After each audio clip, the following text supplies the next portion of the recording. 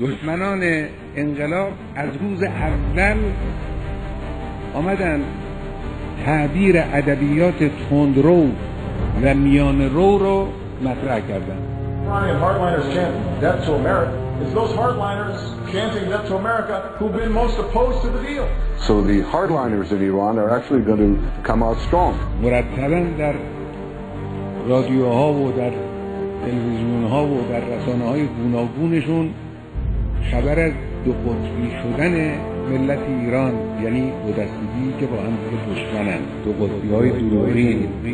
تندروها همه چیز را به حالت پیش از انتخابات برگرداندند. به طور کلی درگیری بین تندروها و دولت هست. بخش میانه روی حکومت داره نزدیک میشه به اصلاح طلبها. عناصر تندرویی که در داخل نظام هست، بخشی از میانه روها در ایران اینها انتظار داشتن و امیدوار بودن که با این تغییرات تندروها نرمتر بشن. گروه‌های تندرو برای انتقاد از گروه‌های دیگر. تعداد نمایندگان نزدیک به اصلاح طلبان و میانه روها تندرو کسی دورتر از اون جریان تندرو. شماری از آنها گفتند فهرستی جداگانه خواهند داد یا با چهره‌های میانه رو و اصلاح طلب وارد فهرست مشترکی خواهند شد. آقای خامنه‌ای خیلی تندرویی هستش.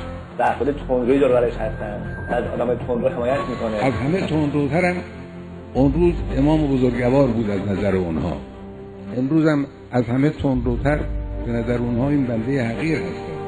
در مقابل میانه رو تندرو نیست، در مقابل میانه رو منحرف هست. به داعش هم میگن تندرو، داعش تندروه، داعش منحرف از اسلام است. اونا که میگن تندرو منظورشون کسانی است که در راه انقلاب مصممتر و پایدارترن. حزب اللهی‌ها رو میگن تندرو. میانه رو کسی است که در مقابل اونها تسلیم باشه. حالا چی تسلیمه در مقابل اونها؟ خوشبختانه خودشون هم اعتراف دارن، میگن در ایران میانه رو نداریم، همه تندرو. خیلی خوب، این هر حرف درستی. به اعتقاد خانم شرمن در نظام جمهوری اسلامی ایران میانه روی وجود ندارد. In Iran there are hardliners and there are hardliners. در ایران اسلامی یک دو قطبی وجود داره، دو قطبی انقلاب و استکبار. اون کسانی که خفاله‌های بازمانده از دوران غلبه استکباران و هر کسی که دنبال اونهاست، هم فکر اونهاست، خب اینا بله با انقلاب بدن. این دو قطبی هست.